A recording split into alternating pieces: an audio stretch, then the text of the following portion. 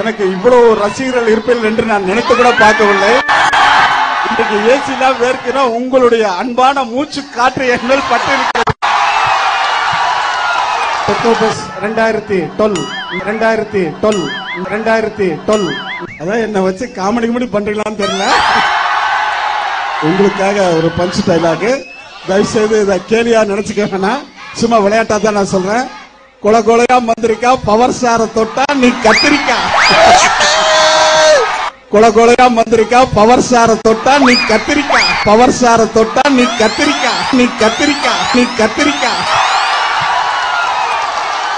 ஆக முதலில் டாக்டராக இருந்துதான் ஆக்டராக வந்தேன்.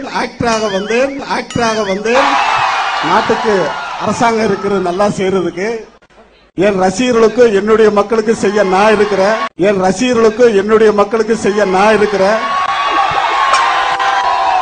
நட்பு பெருசா காதல் பெருசா என்றால் நட்புதான் பெரியது.